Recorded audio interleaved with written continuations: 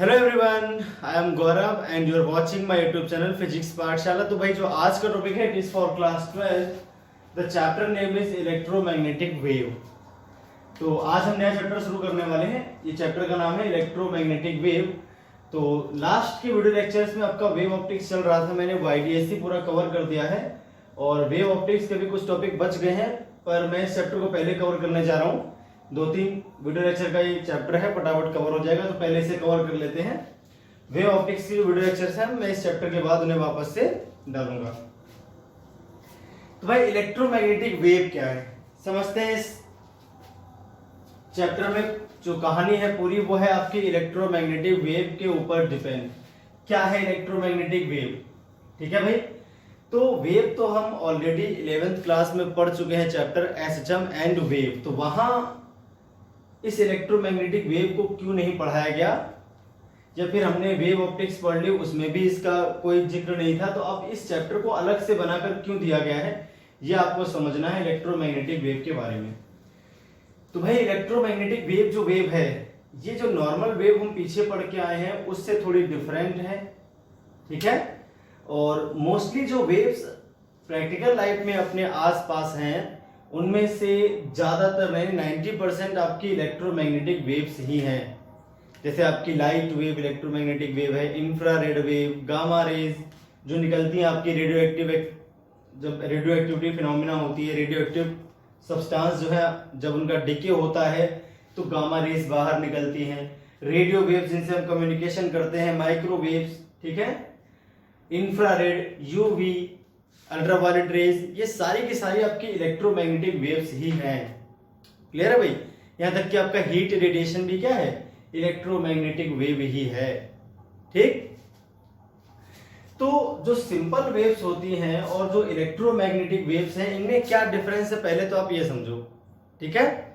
तो simple waves जो होती हैं वो हमने पीछे पढ़ा था कि जब वो मीडियम में ट्रेवल करती हैं वेव, तो जो मीडियम के पार्टिकल्स हैं वो ऑसिलेट करते हैं अपने मेन पोजीशन के अबाउट, ठीक। किसकी वजह से, वेव उनको एनर्जी ट्रांसफर करती है जिसकी वजह से उनका ऑसिलेशन शुरू हो जाता है अपनी मेन पोजीशन के दोनों ओर, और इस तरह से जो वेव है वो एक प्लेस से दूसरे प्लेस तक ट्रांसफर हो जाती है पार्टिकल टू पार्टिकल, ठीक है भाई।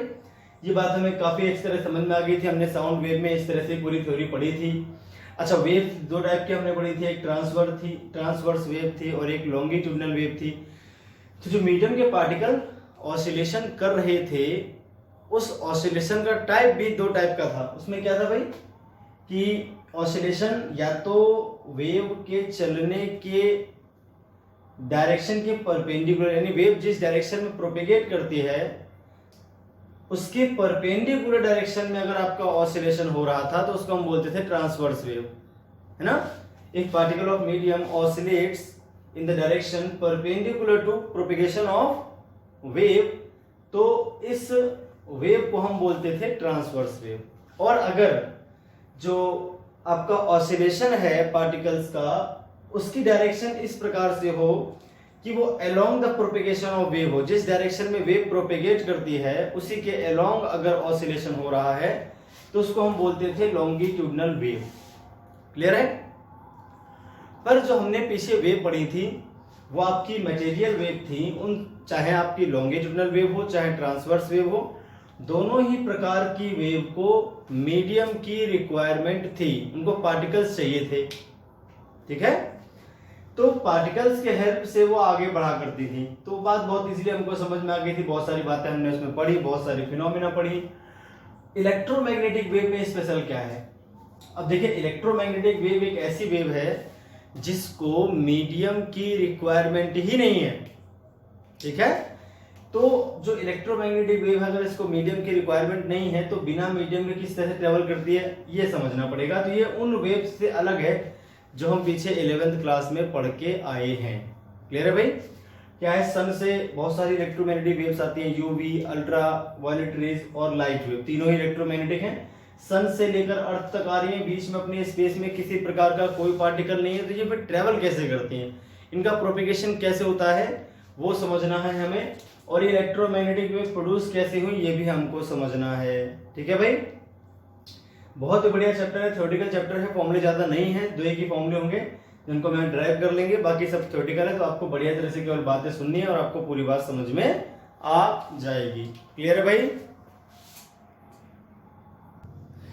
चलिए तो बात करते हैं भाई इलेक्ट्रोमैग्नेटिक वेव में क्या होते हैं। आपके पास 2 कंपोनेंट होते हैं। अभी हम इसकी डेफिनेशन नहीं पढ़ने वाले हैं, वो तो मैं अलग से बताऊंगा आपको पूरी बात। अभी हम बिल्कुल बेसिक बात करते हैं, पहले इलेक्ट्रोमैग्नेटिक वेव को समझने की कोशिश करते हैं क्या कंसेप्ट है एक्चुअल में ये।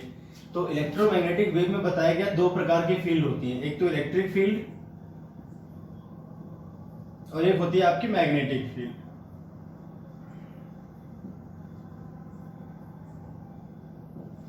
एक इलेक्ट्रिक फील्ड और एक क्या होती है आपके पास मैग्नेटिक फील्ड।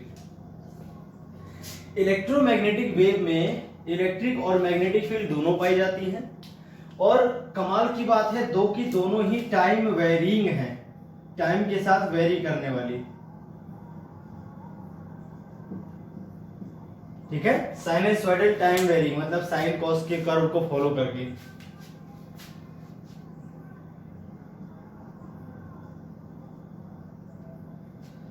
तो इलेक्ट्रिक और मैग्नेटिक फील्ड दोनों sinusoidal time varying magnetic field हैं और जब ये किसी मीडियम में चलती है तो मीडियम के पार्टिकल जो ऑसिलेशन करते हैं वो वेव के चलने की परपेंडिकुलर डायरेक्शन में ऑसिलेशन करते हैं। अच्छा, यहाँ पे इलेक्ट्रिक फील्ड भी ऑसिलेट करती है और मैग्नेटिक फील्ड भी ऑसिलेट करती है और कमाल की बात है कि दोनों के जो ऑसिलेशन है वो वेव के प्रोपेगेशन के परपेंडिकुलर तो है ही, एक दूसरे के भी परपेंडिकुलर है।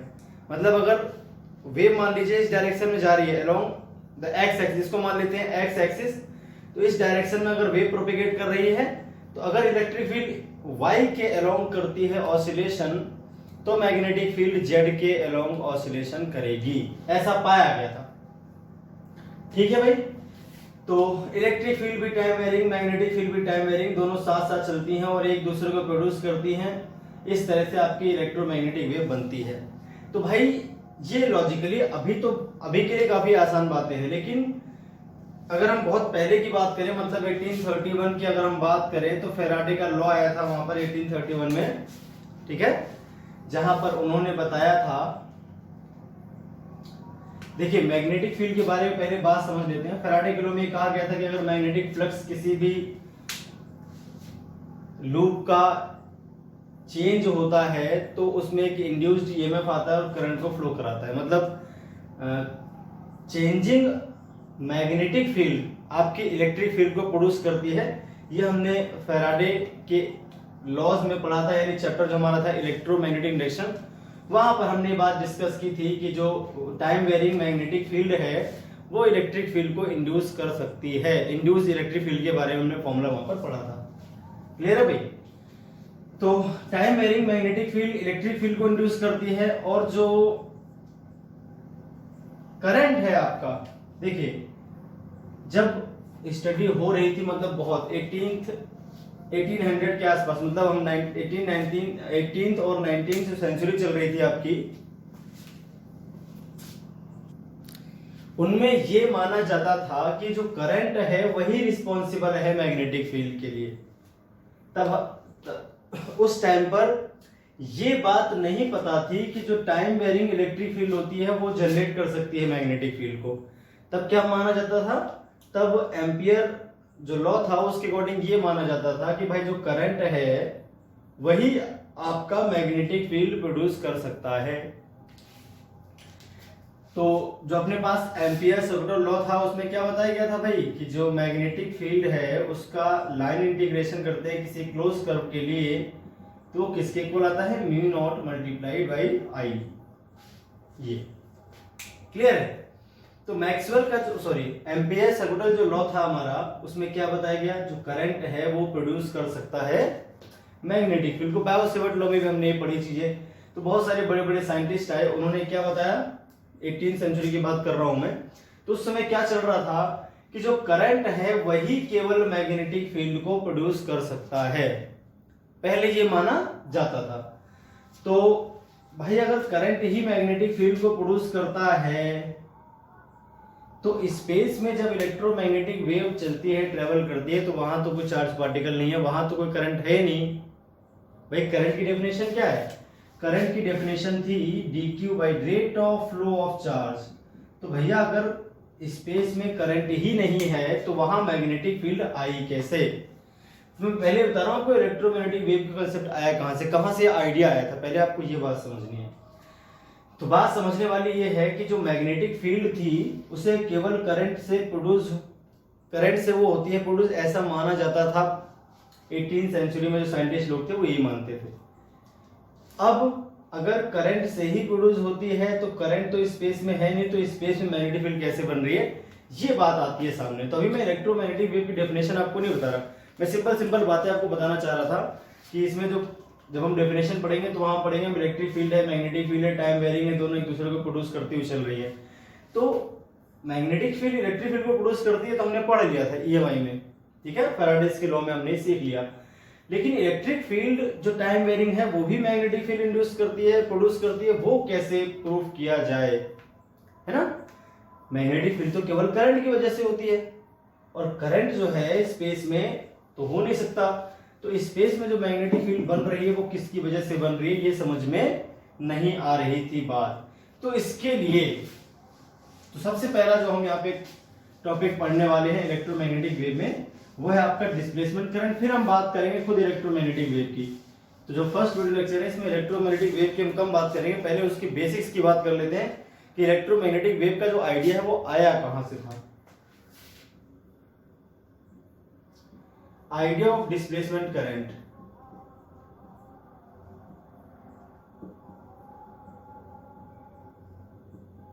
तो आप समझे भाई, डिस्प्लेसमेंट करंट का आइडिया जो है कहां से आया, क्यों साइंटिस्ट सोचने पर मजबूर हो गए एक नए करंट के बारे में जो हमने पहले इससे नहीं पढ़ा था, ठीक है? वो क्या है? देखिए, अगर हम बात करते हैं किसी कैपेसिटर की, किसकी कैपेसिटर की बात कर ली जाए तो मान लीजिए आपके पास ये कैपेसिटर्स की प्लेट्स हैं इस तरह से, ठीक है, पैरेलल प्लेट्स हैं अपने पास, दोनों का एरिया सेम होता है। पैरेलल प्लेट कैपेसिटर की हमने बात की थी पहले भी।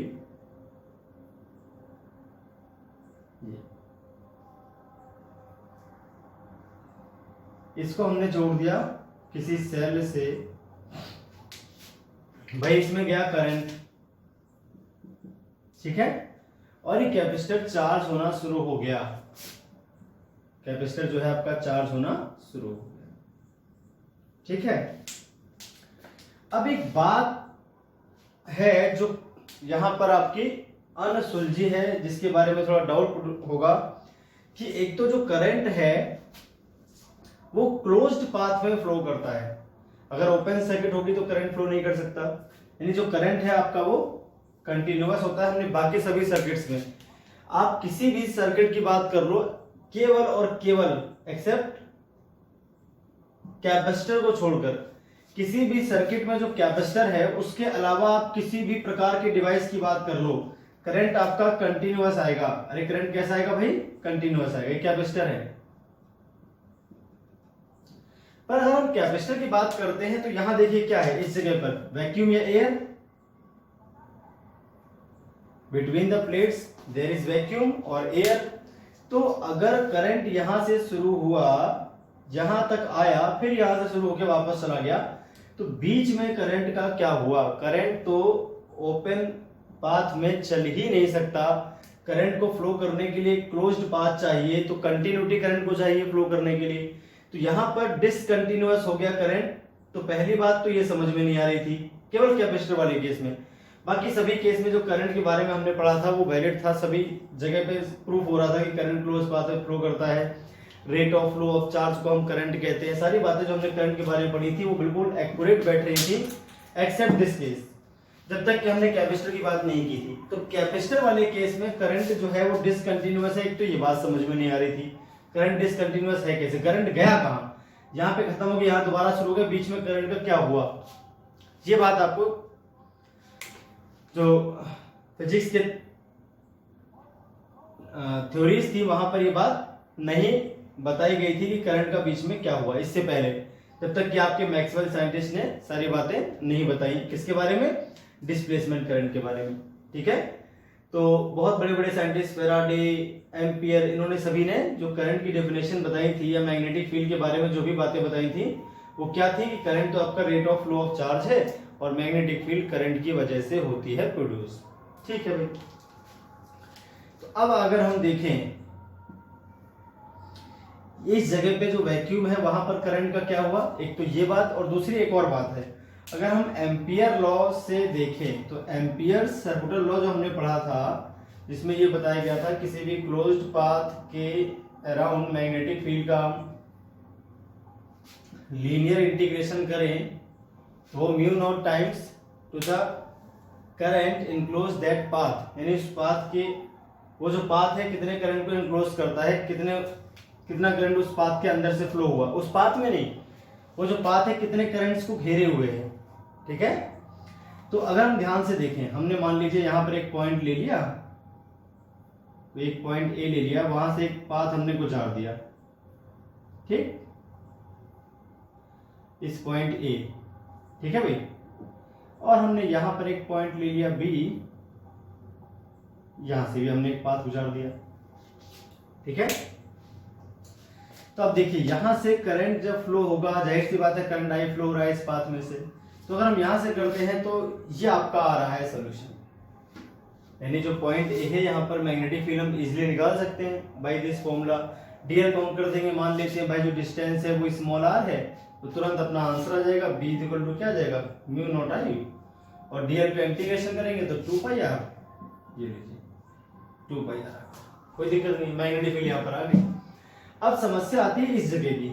ठीक है। अच्छा, तो जो मैग्नेटिक फील्ड आई है, कई लोगों को समझ में नहीं आई भाई एम्पियर की बात हम कैसे मान ले करंट है, तो क्या हुआ, मैग्नेटिक नीडल रख के देखी गई यहाँ पे, तो पॉइंट ए पर जब हमने मैग्नेटिक नीडल रख के देखी तो उसमें डिफ्लेक्शन आया। डिफ्लेक्शन क्या बता रहा है कि भाई हाँ इस पॉइंट पर मैग्नेटिक फील्ड है, और उसकी हम वैल्यू निकाल सकते हैं बाय एम्पियर सर्कुलर लॉ बहुत इजीली। अब अगर एम्पियर सर्कुलर लॉ को पॉइंट बी पर लगाया जाए तो यहां पर करंट की वैल्यू क्या है भाई, 0, जैसा कि अभी तक पढ़ा गया था, यानी मैक्सवेल ने जो डिस्प्लेसमेंट करंट की थ्योरी दी है उससे पहले की बात हो रही है। तो उससे पहले करंट सिर्फ वायर्स में ही फ्लो होता है ऐसा माना जाता था, यानी चार्ज रिस्पॉन्सिबल है करंट को फ्लो कराने में, सिर्फ ये बात मानी जाती थी, करंट किसी और तरीके से बनेगा ये किसी को पता ही नहीं था।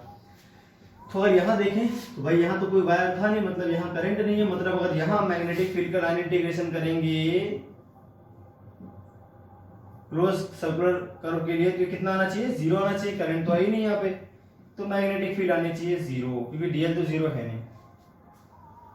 पर हुआ क्या, जब यहां पर मैग्नेटिक नीडल को रखा गया तो उसमें डिफ्लेक्शन आया, क्या आया भाई, डिफ्लेक्शन, यहां पर डिफ्लेक्शन आ गया।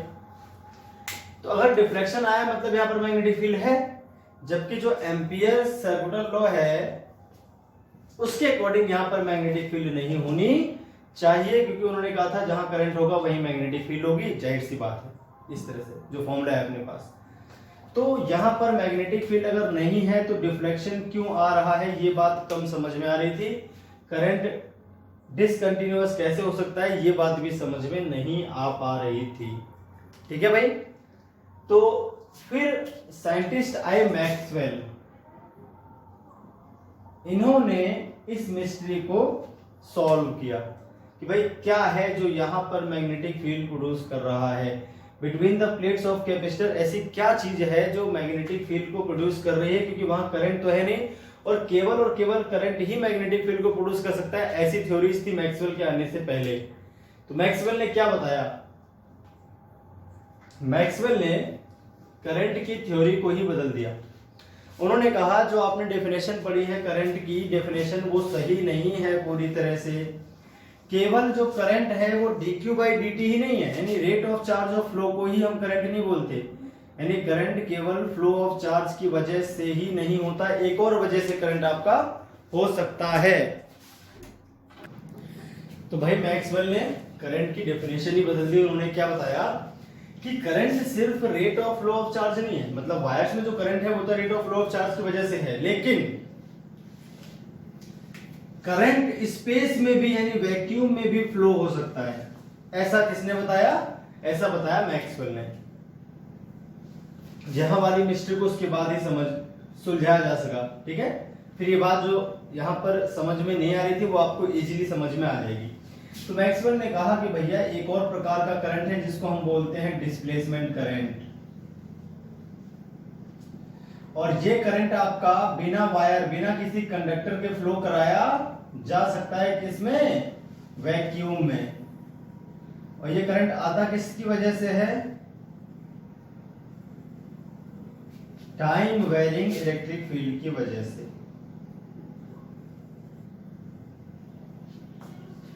टाइम वेरिंग इलेक्ट्रिक फील्ड जो है एक नए प्रकार के करंट को प्रोड्यूस करती है जिसका नाम है डिस्प्लेसमेंट करंट, और उस करंट की वजह से यहां मैग्नेटिक फील्ड है। ऐसा किसने बताया? मैक्सवेल ने। ठीक है, तो जो मिसकंसेप्शन था इससे पहले कि जो मैग्नेटिक फील्ड है वो सिर्फ कंडक्शन करंट की वजह से। अच्छा, यहां वाले जो करंट है इसको नाम दिया गया कंडक्शन करंट। इसके बाद इन्होंने कहा हाँ, वायर में जो करंट फ्लो करता है वो सही है, rate of flow of charge की वजह से ही है, उसका नाम कंडक्शन करंट है। लेकिन जो करंट यहां पर है between the space of plates, जहां पर वैक्यूम है, वहां पर जो करंट है वो है डिस्प्लेसमेंट करंट, और उसको किसी भी प्रकार के चार्ज पार्टिकल्स की रिक्वायरमेंट नहीं है, कंडक्टर की रिक्वायरमेंट नहीं है फ्लो होने के लिए। वो तो वैक्यूम में भी फ्लो कर सकता है, और वो किससे प्रोड्यूस हो रहा है? टाइम वेरिंग इलेक्ट्रिक फील्ड से प्रोड्यूस हो रहा है। इसके लिए बकायदा उन्होंने फॉर्मूला भी दिया था। यहां से आपकी दो बातें मैक्सवेल ने जो बताई, इससे दो बातें आपको बहुत आसानी से समझ में आएगी। तो कंटिन्यूटी बन जाएगी कि भाई यहां तक तो कंडक्शन करंट आया, इसके बाद आपका डिस्प्लेसमेंट करंट फ्लो कर रहा है, और इसके बाद वापस कंडक्शन बन गया, है ना। तो करंट कंटिन्यूअस हो गया। एक तो आईटी बराबर आईसी और है, ये भी प्रूफ किया था, यानी जो करंट है डिस्प्लेसमेंट इसकी वैल्यू कंडक्शन करंट के बराबर होती है, ये भी मैक्सवेल ने बताया था। ये भी मैक्सवेल ने बता दिया कि दोनों करंट बराबर है, इसलिए यहाँ पर करंट कंटिन्यूअस है, through out the circuit same current flow कर रहा है पूरी सर्किट में हर जगह। तो यहाँ पर जो करंट हमें नहीं पता था वो नया करंट बताया उन्होंने, डिस्प्लेसमेंट करंट, जो कि वैक्यूम में फ्लो कर सकता है, जिसका जो कॉज है वो है टाइम वेरिंग इलेक्ट्रिक फील्ड। इसका फॉर्मूला भी हम बताएंगे आपको क्या था।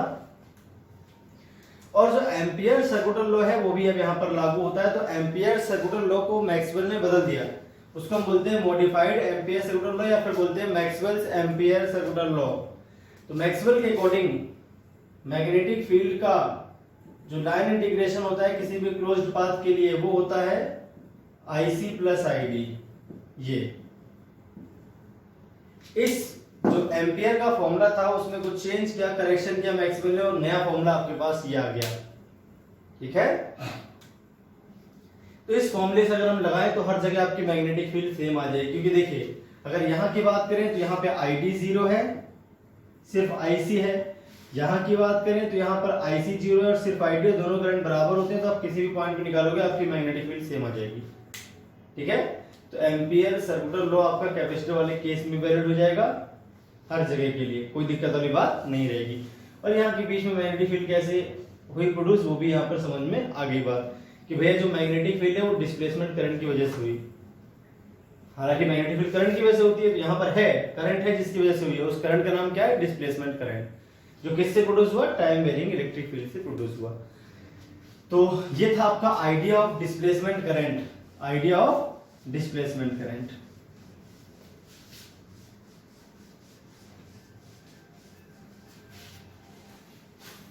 तो ये सर्किट आप बना लेंगे, जो प्लेट्स मैंने बनाई थी अभी,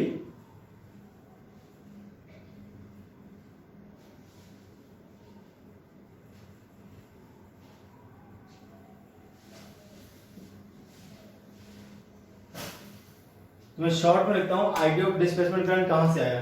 number first,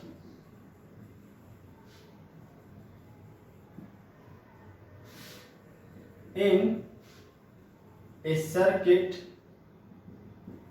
containing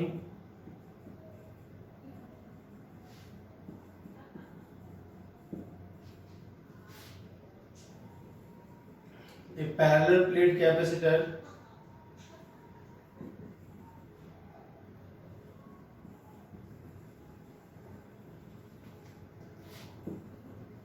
there are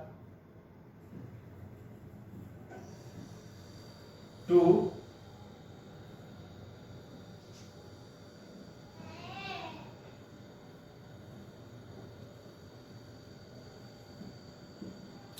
doubts और प्रॉब्लम कह सकते हैं.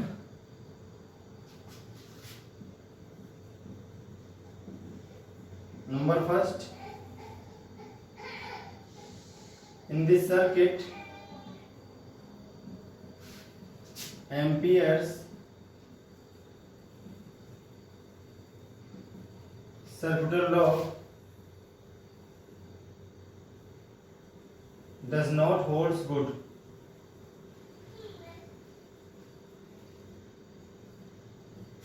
Because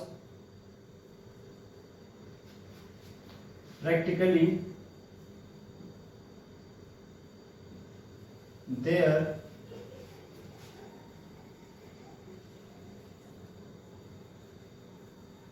is a magnetic field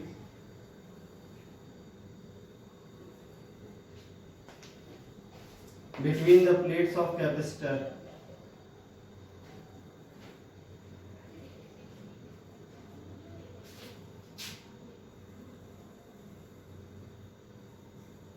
But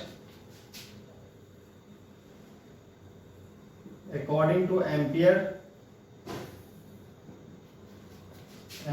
law, there must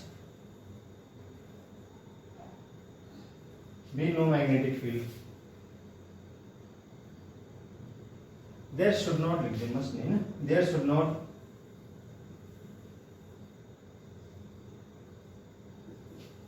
There should not be magnetic field.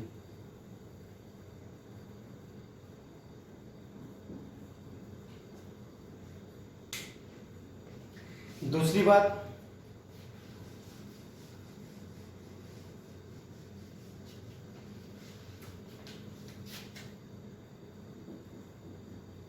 continuity of current.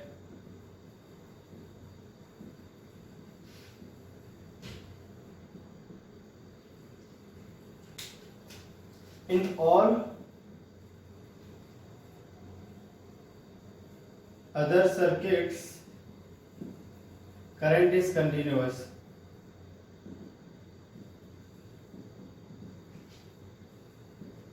But in case of capacitor,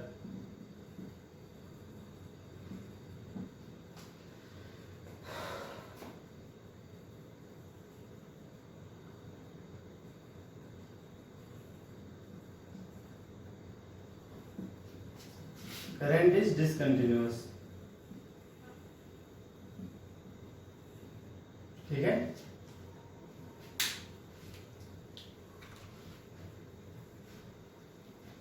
अब क्या है भाई, तो ये तो हो गया आपकी आइडिया ऑफ डिस्प्लेसमेंट. कहां से आपको डिस्प्लेसमेंट करंट का आइडिया आया, क्यों सोचा गया इस करंट के बारे में? वो ये दो कारण थे जिसके वजह से इस करंट के बारे में सोचा गया, और फिर पहली बार मैक्सवेल ने इस करंट के बारे में बताया.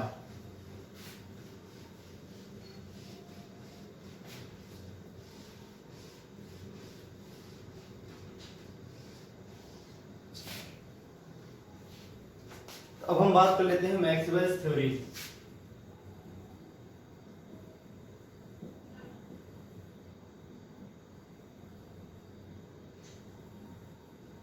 About displacement current.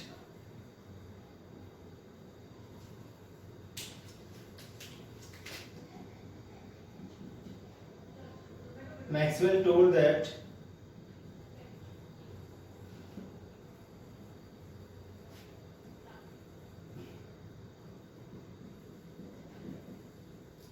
not only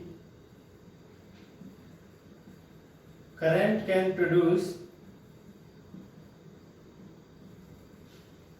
magnetic field, but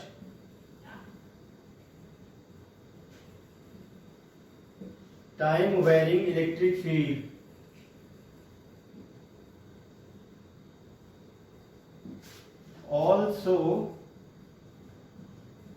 can produce magnetic field.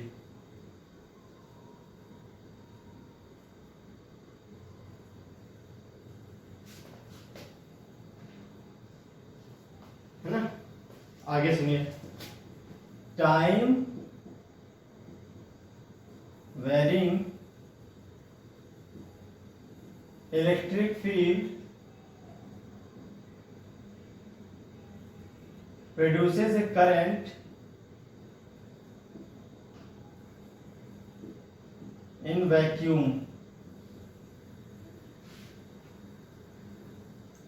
called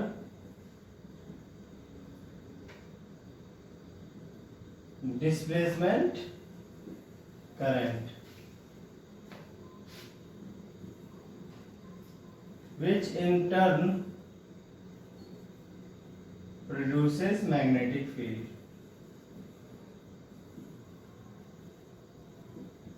Similar to conduction current.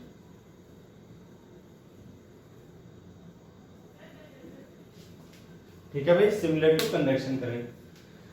तो जैसा कि एम्पियर के द्वारा बताया गया था कि भैया जो करंट है वो मैग्नेटिक फील्ड प्रोड्यूस करता है, तो उस थ्योरी को पूरी तरह से साबित किसने कर दिया? मैक्सवेल ने। हाँ, करंट करता है प्रोड्यूस, और जहां करंट नहीं होता वैक्यूम में वहां डिस्प्लेसमेंट करंट करता है। जहां पे कंडक्शन करंट नहीं है वहां पर एक नया करंट है जिसका नाम है डिस्प्लेसमेंट करंट, और वो प्रोड्यूस करता है वहां पर मैग्नेटिक फील्ड। क्लियर है भाई? तो ये थे आपकी पूरी डिस्प्लेसमेंट करंट के बारे में थ्योरी मैक्सवेल की। अब इनके अकॉर्डिंग क्या है फॉर्मूला, वो जरा देखिए। फॉर्मूला क्या है डिस्प्लेसमेंट करंट का?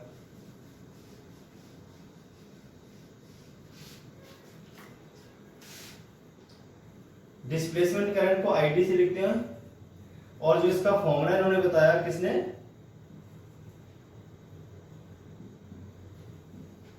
मैक्सवेल ने, वो ये फॉर्मूला दिया आपको डिस्प्लेसमेंट करंट का।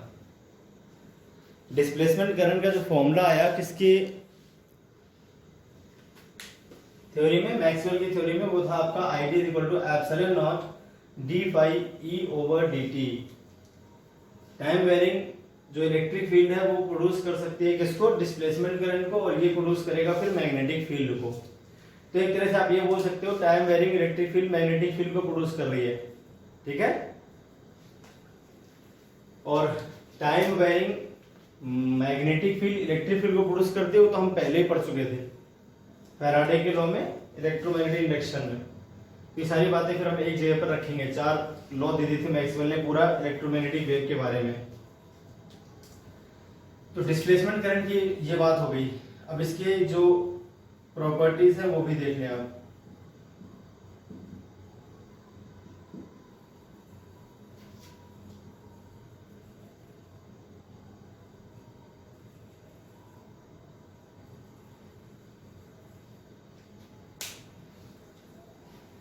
तो भैया जो आपका डिस्प्लेसमेंट करंट है, displacement current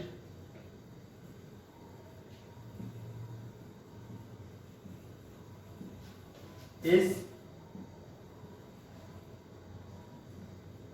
equal to conduction current.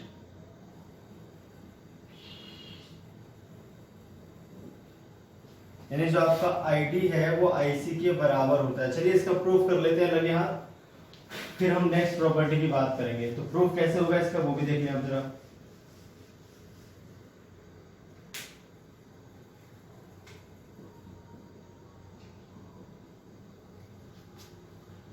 अगर हम बात करते हैं किसकी, इसी सर्किट में बात की जाए, तो यहां पर तो आपके पास आईसी है, और जैसे कि मैंने कहा था यहाँ पर जो करंट है वो क्या है? आपका आईडी है। और जो करंट का फॉर्मूला मैक्सवेल ने बताया उस फॉर्मूले से अगर हम देखें तो इसके बराबर प्रूफ करना है हमको आईसी के बराबर। ठीक है? किसको? आईडी को। तो as we know electric field between plates of capacitor ना, तो इलेक्ट्रिक फील्ड क्या आती है भाई? मान लीजिए किसी इंस्टेंट इस पे चार्ज क्यू है और कैपेसिटेंस सी है। ठीक है भाई? एरिया जो है प्लेट्स का ए है, यहाँ पर हम जानते हैं मैग्नेटिक फील्ड लाइंस होती हैं प्लस से माइनस की ओर, इस तरह से आपकी मैग्नेटिक फील्ड लाइंस आ जाएंगी। और इन मैग्नेटिक फील्ड लाइन बोल रहा हूँ मैं, इलेक्ट्रिक फील्ड लाइंस आएंगी। क्या आ जाएंगी?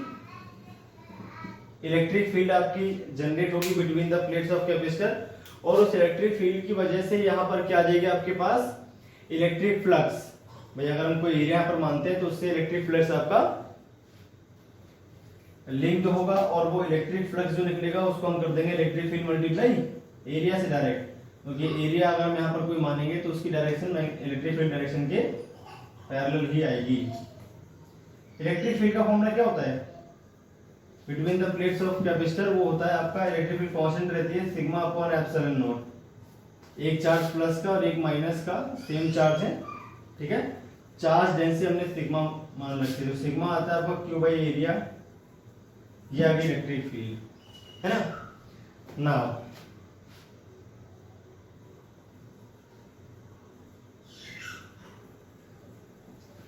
Electric flux linked with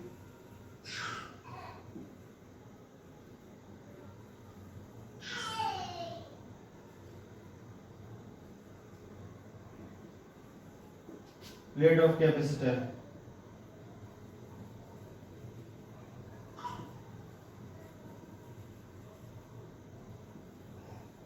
electric field multiply area, और एरिया की डायरेक्शन कैसी है? उसके परपेंडिकुलर खुद के, और एरिया जो है मैग्नेटिक फील्ड की, एरिया की डायरेक्शन है, एरिया का जो नॉर्मल ड्रॉ करेंगे हम वो मैग्नेटिक फील्ड डायरेक्शन में आ जाएगा, इसलिए यहाँ पर एंगल बन जाएगा 0 डिग्री का, तो cos 0 आ जाएगा।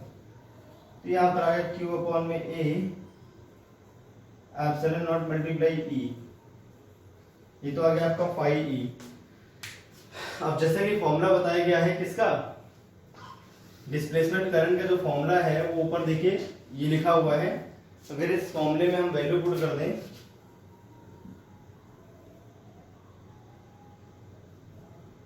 फाई E के प्लेस पे हम रख देंगे Q, A से कट जाएगा तो Q upon epsilon not by dt। Epsilon को बाहर निकाल देंगे तो एप्सिलॉन नॉट से एप्सिलॉन नॉट भी कट जाएगा, dq बाई dt आ जाएगा, और dq बाई dt किसके बराबर होता है भैया? ic के। ये लीजिए हो गया प्रूफ कि जो id है वो किसके इक्वल है? ic के इक्वल है। a से यहाँ पर कैंसिल हो जाएगा तो आपका आ जाएगा q अपॉन में एप्सिलॉन नॉट, ठीक है, इस तरह से। ये तो हो गया प्रूफ कि भैया जो id है वो क्या है? ic के बराबर है। तो यहां से कंटिन्यूटी ऑफ करंट को भी प्रूफ करती है डिस्प्लेसमेंट करंट की थ्योरी। क्या भैया करंट आपका कंटिन्यूअस है, जहां पर कंडक्शन करंट नहीं वहां पर डिस्प्लेसमेंट करंट है। इस तरह से पूरी सर्किट में कोई भी ऐसा पॉइंट नहीं है जहां पर करंट ना हो, मतलब करंट आपका क्या है? कंटिन्यूअस होता है। पहली बात ये प्रूफ हो गई।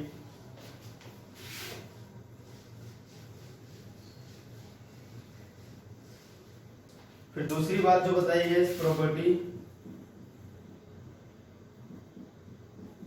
Displacement current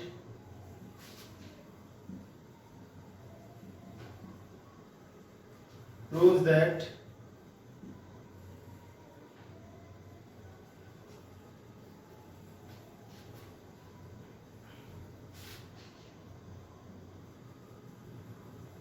current is continuous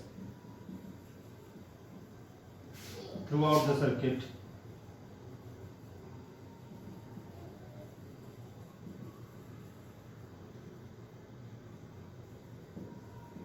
clear है भाई?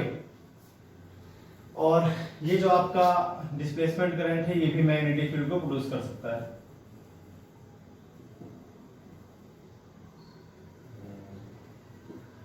Displacement current can produce magnetic field similar to conduction current।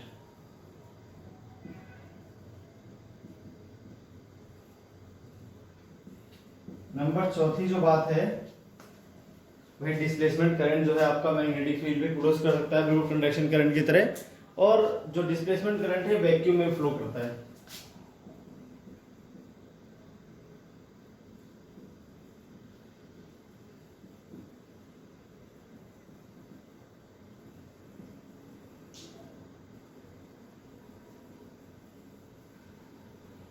Displacement current आपका वैक्यूम में फ्लो करता है।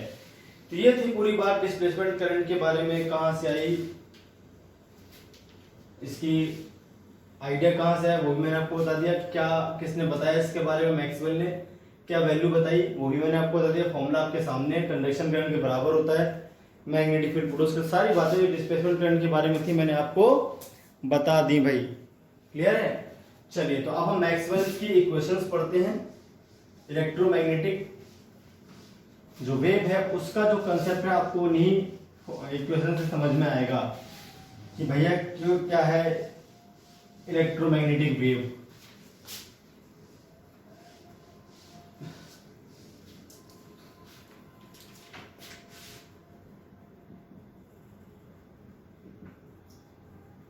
Maxwell's equations for electromagnetic wave.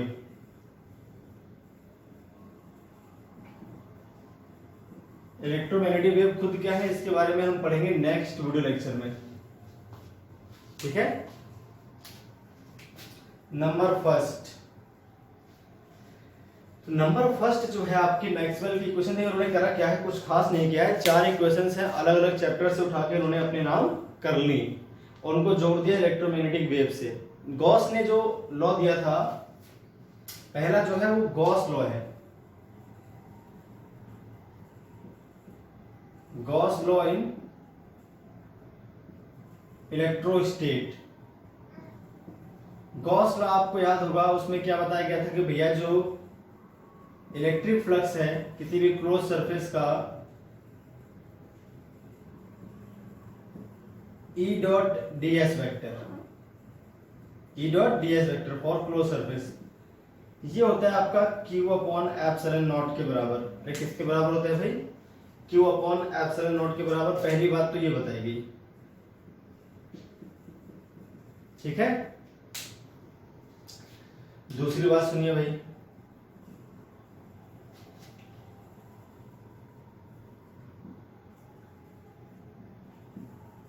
Gauss law in magnetism.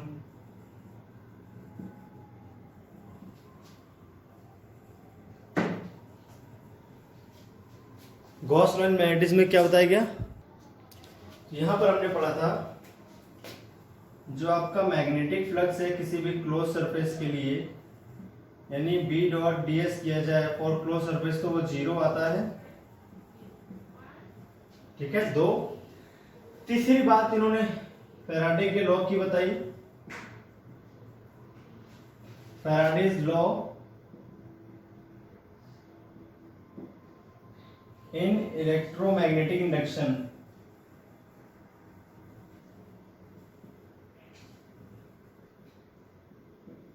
यहां पर क्या बताया गया था कि भैया इंड्यूस्ड ईएमएफ जो होता है, ईएमएफ का मतलब वोल्टेज से है, सीधे सीधे आप बोल सकते हो इंड्यूस्ड वोल्टेज, है ना, ये किसके इक्वल होता है? इंड्यूस्ड वोल्टेज होता है आपका d phi B over d t minus में rate of change of magnetic flux जो है आपका वो इंड्यूस्ड ईएमएफ के बराबर आता है। और अगर हम देखें, ध्यान समझना आप इस बात को, अगर हम यहां देखें हमारे पास एक जगह कोई रीजन है और वहां पर आपकी जो मैग्नेटिक फील्ड है वो टाइम वेरिंग मैग्नेटिक फील्ड है, तो हम पीछे पढ़ चुके हैं। यहाँ पर इलेक्ट्रिक फील्ड होती है इंड्यूस। अगर हम कोई पाथ यहाँ पर मान लेते हैं क्लोज्ड पाथ, तो इलेक्ट्रिक फील्ड आपकी इंड्यूस होना शुरू होगी। अगर dv बाई dt पॉजिटिव है तो करंट आपका एंटी क्लॉकवाइज आएगा।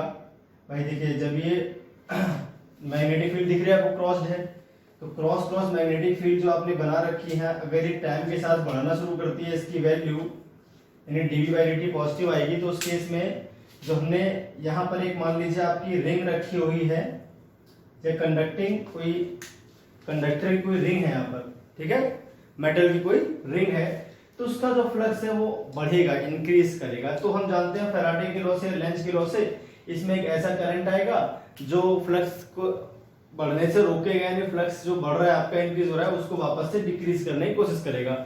यहाँ पर एक एंटी क्लॉकवाइज करंट आएगा। तो करंट आया किसकी वजह से? करंट आया यहाँ पर इंड्यूस्ड इलेक्ट्रिक फील्ड की वजह से, जो आपकी रेडियल निकलती है इस तरह से। ये आपकी इंड्यूस्ड इलेक्ट्रिक फील्ड आती है इस जगह पे, रेडियल, जिसकी वजह से क्या होता है? करंट फ्लो करता है। क्योंकि जो चार्ज है आपका अगर वो मूव नहीं कर रहा है तो मैग्नेटिक फील्ड उस पर फोर्स नहीं लगा सकती। तो मैग्नेटिक फील्ड की वजह से नहीं है यहाँ पर करंट, करंट किसकी वजह से, इलेक्ट्रिक फील्ड जो इंड्यूस हुई है उसने चार्ज को फ्लो कराया जिससे वो करंट फ्लो करता है। तो अगर हम ई डॉट डीएल करते हैं इस क्लोज पाथ के लिए, E vector dot DL vector, तो आपका क्या निकल आएगा, पोटेंशियल डिफरेंस यानी वोल्टेज निकल आएगा आपका। जो ईएमएफ है वो इस रिंग में कितना ईएमएफ इंड्यूस है वो निकाल सकते हो आप तुरंत। किसके इक्वल आ जाएगा भैया, d phi B over d t, यानी rate time varying magnetic field जो है वो आपकी इलेक्ट्रिक फील्ड जनरेट कर रही है। तीसरे लॉ में ये चलता है, पता हमको यहाँ से, ठीक है। अब चौथी जो इक्वेशन बची ये है आपकी एम्पियर्स सर्कुटल लॉ, एम्पियर्स सर्कुटल लॉ।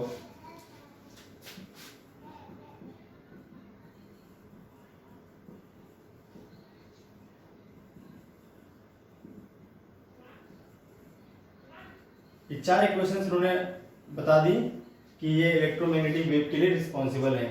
इनसे इलेक्ट्रोमैग्नेटिक वेव को आप समझ सकते हो, ठीक है।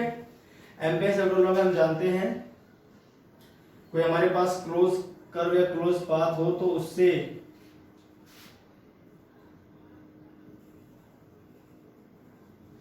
उसके थ्रू अगर हम मैग्नेटिक फील्ड का लाइन इंटीग्रेशन करें, ठीक है भाई, यहां पर भी लीनियर इंटीग्रेशन है, तो ये आपका आता है mu naught IC plus ID, amperes circular law, या फिर आपका मॉडिफाइड एम्पियर या फिर मैक्सवेल ये जो नाम है इसको चेंज कर लें आप, मैक्सवेल एम्पियर सर्कुलर लॉ है आपका, क्योंकि एम्पियर ने तो केवल आईसी के बारे में ही बताया था, मैक्सवेल ने इसको चेंज करके ये रियल इक्वेशन है जो केवल मैक्सवेल ने दी, बाकी सारी तो पुरानी इक्वेशन से उन्होंने बता दी थी, ठीक है। तो अगर हम देखें तो जो आईडी है उसकी इक्वेशन होती है या वैल्यू होती है इस तरह से, epsilon naught d phi E over d t. तो ये इक्वेशन क्या बता रही है भाई,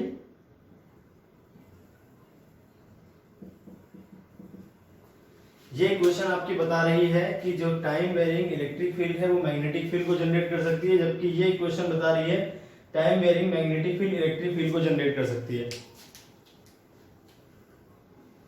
ठीक है।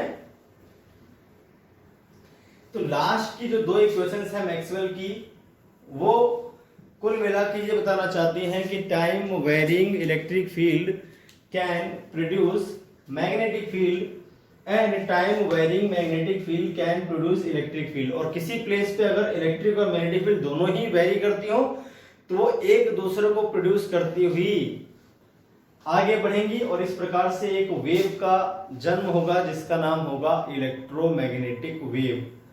तो इस चीज को मैं नेक्स्ट वीडियो लेक्चर में कवर करूंगा, इलेक्ट्रोमैग्नेटिक वेव के बारे में पूरी बातें। तो आज हमने जो कवर किया था वो था भाई आपका डिस्प्लेसमेंट करंट, डिस्प्लेसमेंट करंट की हमने वैल्यू पढ़ ली, कहां से उसका कंसेप्ट आया ये भी आपको समझा दिया मैंने, ठीक है। मैक्सवेल ने जो चार इक्वेशंस दी हैं इलेक्ट्रोमैग्नेटिक वेव्स के लिए, वो चारों इक्वेशन मैंने आपको विद नेम लिख के बता दी।